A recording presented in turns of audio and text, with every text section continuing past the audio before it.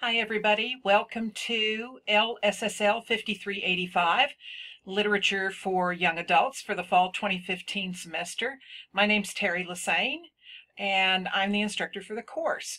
I want to spend a few minutes in this first screencast, going over some of the information in the syllabus. There's probably going to be more than one of these, and I will go through all assignments separately as well and try to do an FAQ with you. And this is all in hopes that when you begin work on the course, everything will make sense to you. And of course, whatever doesn't make sense, you will let me know. You will certainly be in touch with me. So this is just the general syllabus. This is the first page of the syllabus. And I want to point out a few things that are kind of important. The first is, of course, there's your instructor. That's me, Dr. Lassane. I am a professor in the department. I've been here 25 years, and I've been teaching this course that long. It's certainly changed over the years, but the basic content, I think, remains relatively stable. If you need to mail me for whatever reason, it's just right here is the mailing address for the university. This is where the classroom, my office, is located. There's my office phone number, 936-294-3673. You can call and leave a message anytime, and when you do, I get a notification in my email that I have a voicemail waiting for me, and I can play it immediately and get back to you just as soon as I can. If for some reason you need to fax something to the office, there is the phone number for that as well. I have two different Sam Houston email accounts. They basically all go to the same place. The easiest one is Dr. L, my last initial, at shsu.edu. The other is the more standard LIS_TSL at shsu.edu. You can certainly use either one of those or both to be in touch with me. You can also send me email through Blackboard. My office hours in the fall semester, at least, are going to be on Tuesdays. I'm generally in the office before 8, but by 8 I've probably had enough coffee to answer all your questions, and I'm here until 4, sometimes a little bit later on Tuesdays. If you need to come visit me in person, we can arrange office time to do that. Otherwise, the office hours are really 24 hours a day through Blackboard. You can certainly contact me there. I'm not going to read all of the syllabus to you. Certainly you can do that yourself. There's the course description, which tells you what this course has as its main goal. These are the idea objectives, and these come into play at the end of the semester when you'll be asked to evaluate whether or not I helped you learn to apply course materials and develop specific skills, competencies, and points of view needed by librarians in the field. So you'll get a questionnaire to do that. I think you've probably done it before. If you're in young adult literature, you've already had a few courses here. So you know that you will see that when you log into Blackboard, and it won't go away till the end of the semester. So those are the objectives for the course. The textbook for the course I've already posted out to LibSci along with the reading, so I hope you've seen them. But if you haven't, here they are here. The first book here is the textbook for the class, Making the Match, the right book for the right reader at the right time. I'm the author, so I can pretty much control content there. It's available new and used from the bookstore or from the publisher, probably just new. It's also available at Amazon, any other online bookseller. It's available in Kindle edition, but remember, in Kindle, it won't give you page numbers. So sometimes that can be a little confusing. Former students might want to sell their copies. You can contact them via LibSci listserv, and you should be able to share the textbook, and you should be able to share the trade books as well. This reading list that's coming up now is very different from what it has been in previous semesters. So I ask that you pay some particular attention to what I am requiring everybody to read. Generally, I've been requiring, in terms of everybody reading the same book, a whole lot more. And I've decided that choice is really important when I talk about how we deal with kids in young adult literature. And so I'm going to give you quite a bit of choice this semester as well. These, however, are the 11 novels or the 11 books that everybody will read in common. And they're listed here alphabetically by author. I'll give you more detail about the order in which you will read these books and, of course, what you'll do after you read them in a separate screencast. So let me just take you very quickly through these young adult novels. Sherman Alexie, first up alphabetically, is the author of The Absolutely True Diary of a Part-Time Indian. We know that 1% of all books published in the last several years have been about other.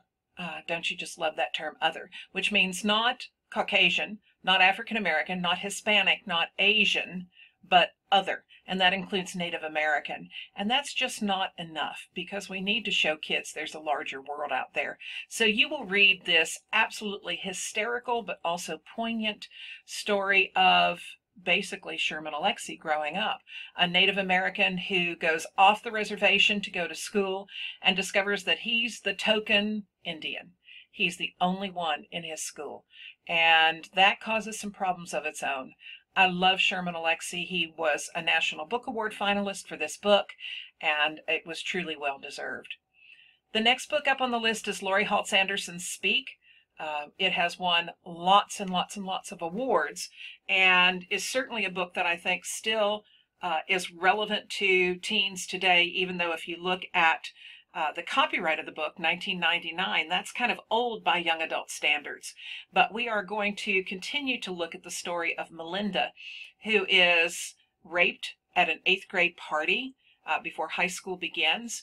And because she calls the police and can't speak, they come and raid the party, and everybody thinks that she's narked on them. And they're really put out with her behavior. And so 9th grade begins with nobody talking to Melinda, and Melinda unable to speak about what happened. It's a powerful book, and one that I hope that you will see the power of. I've added a couple brand new books this year. One of them is Cece Bell's El Defo. It's a graphic novel, and it is a memoir, a fictionalized memoir of Cece Bell's childhood.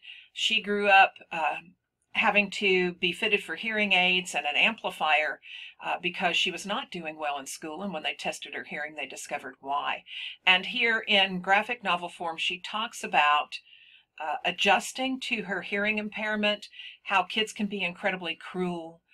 It's just a wonderful example, not only of how you can fictionalize your own story, but also a wonderful example of a graphic novel.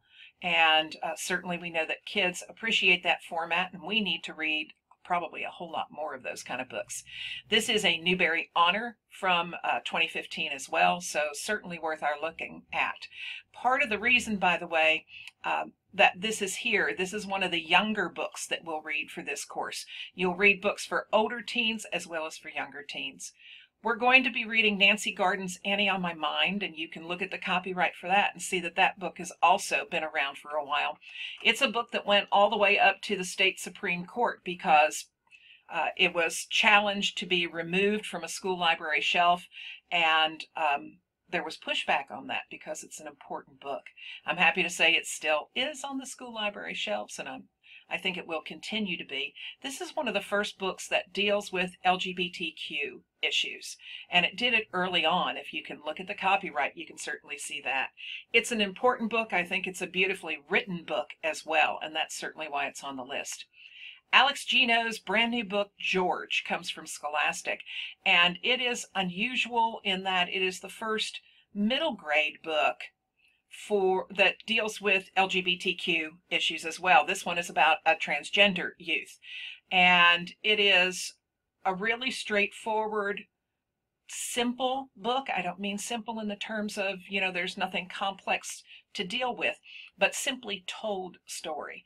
And I hope that it will resonate with you. I hope that you will think about the place that it has in a classroom library and the place it has in a school library as well. We're reading Roby Harris's It's Perfectly Normal. This is the book that was mulched on the front steps of my community library several years ago because it's a book about growing up, about bodies, about sexuality, and any time we have a nonfiction book especially that writes about these kinds of topics, it is one that has an enormous amount of pushback. So we'll take a look at this book. Walter Dean Meyer's Monster is the first ever winner of the Prince Award, and it deserves a wonderful place on the list forever and ever because Myers did some groundbreaking work here. It is a novel that's told as a screenplay with scenes interspersed with diary entries. And I love that Myers pushed the envelope in young adult literature and continues to make us look at young adult literature with new eyes. We'll be reading a dystopian book, in this case Patrick Ness's The Knife of Never Letting Go. If you've read the Divergent books, if you've read the Hunger Game books, this one is better. It's more literary. It is an incredible world that's being built by Ness. It just is a book you will not forget. I must mention that every semester at least one student becomes upset with me because this is the first book in a trilogy and they feel like they have to go out and read the other two and they don't have time, and I get emails like that. I love those kind of emails. I hope you do go on to read the other books in this trilogy. Here's another new book that I've added to the list last year. This is a Morris finalist for Best Debut Novel. It is Gabby, A Girl in Pieces, and it comes from Cinco Puntos Press. And we need more books about Hispanic teens and youth. And this is certainly a really great one. I loved everything about this book, starting with the cover and then with the voice of Gabby, who's our narrator. Marjane Sartropi's Persepolis is a graphic novel. It is one that is frequently challenged and banned from schools because of its subject matter. And there is a sequel, Persepolis 2, so certainly you can go on to read that one as well. And the final required book, alphabetically, is Jackie Woodson's Coretta Scott King winner, National Book Award winner, and Newbery Honor winner, Brown Girl Dreaming. It is her memoir, and it's told in verse, and it is just something you will never, ever forget. I will mention that there are audiobooks of many of these, and Jackie Woodson is the narrator for Brown Girl Dreaming, and it's just an incredibly moving experience. You are free to listen to books in audio as well as certainly obtain hard copies and read them that way. So those are the required books. Then you must also select books by these authors. One book by Chris Crutcher, one book by A.S. King, one book by Andrew Smith, one book by Tom Angelberger, one book by Holly Black, one book by Rebecca Stead, and one book by John Green. All of them have multiple books from which you can select. And these are books that range from middle grade, and certainly Tom Angelberger falls into that category, all the way up to high school young adult with Amy King and Andrew Smith. So you're free to select any books by them. If you get a title and you have a question about whether or not this would be an acceptable book, send me an email. I'll be happy to get right back to you. There's a little bit more reading now.